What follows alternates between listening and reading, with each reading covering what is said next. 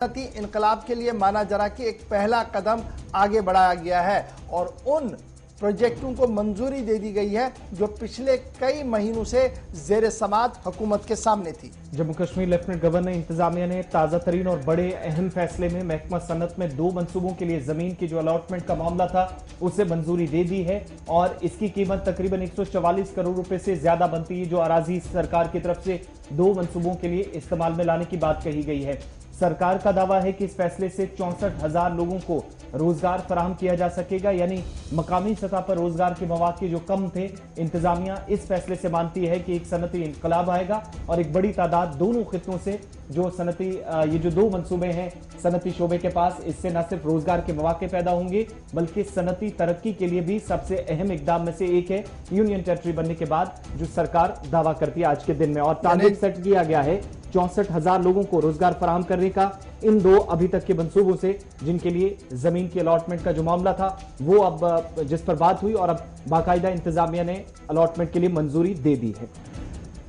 कल एक आला सतही मीटिंग प्रिंसिपल सेक्रेटरी सन्नत और हिरफत की सदारत में मुनक्किद हुई है, जिसमें 60 करोड़ से ज्यादा मंसूबों को अराजी अलॉट करने की मंजूरी दे दी गई है। जमीन की अलॉटमेंट के अमल को हमवार किया गया, ये इंतजामिया की तरफ से कहा गया। और इससे क्या होगा, ये बड़ा सवाल है। कश्मीर डिवीजन में रोजगार के 100 सलाहियत रखने वाले यूनिट्स को जब कायम करने की बातें हो रही है तो ये माना जा रहा है कि जब ये सारी चीजें चलेंगी तकरीबन 64,000 अनएम्प्लॉयड यूथ को रोजगार के मौके फराहम हो सकते हैं और सरमायाकारी भी कहीं ना कहीं यहां पर होगी। और ये जो कंटिन्यूअस मीटिंग्स का सिलसिला चला था लैंड अलॉटमेंट के हवाले से, कल ये high level land allotment committee की तरफ से मीटिंग हुई है, जिसमें इंडस्ट्रियल एस्टेट जम्मू डिवीजन के लिए प्रोजेक्ट इन्वेस्टमेंट जो था 2,447 करोड़ रुपया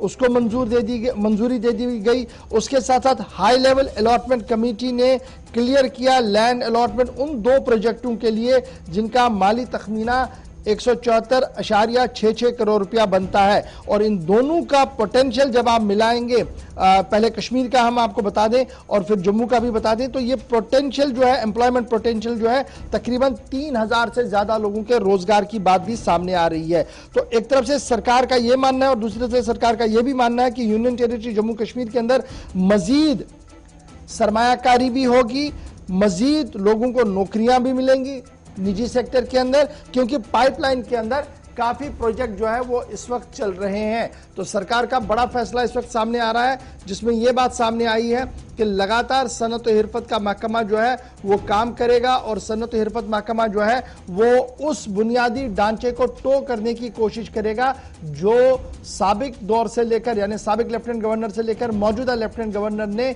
कहा था कि हमने यहां पर सन्नती इनकलाब को लाना होगा। तो ये सरकारी एदाद शुमार को जब आप देखेंगे तो आपको पता लगेगा कि किस तरीके की सूरत हाल है। हिलाल हांजुरी इस वक्त मेरे साथ ज्वाइन कर चुके हैं। हिलाल, बहुत शुक्रिया जी ज्वाइन करने के लिए।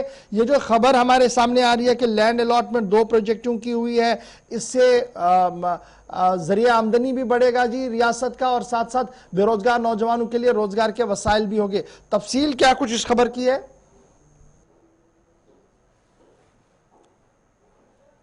हिलाल, क्या तक हमारी आवाज आ रही है?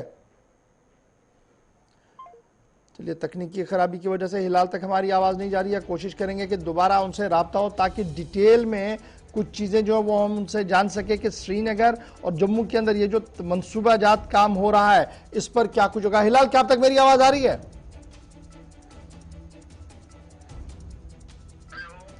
हिलाल, हेलो।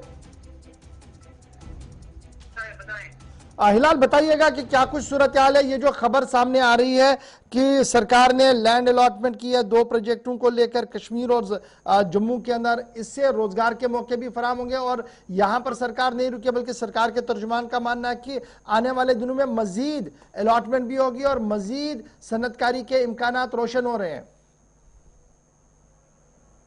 जम्मू कश्मीर सरकार की जनक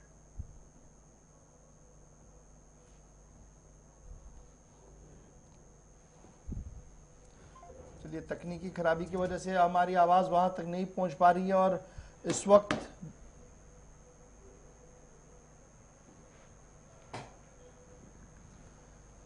हिलाल, क्या हमें सुन पा रहे हैं? हेलो जी बताए। हाँ, डिटेल जरा बताइएगा, क्या कुछ है इस खबर के अंदर?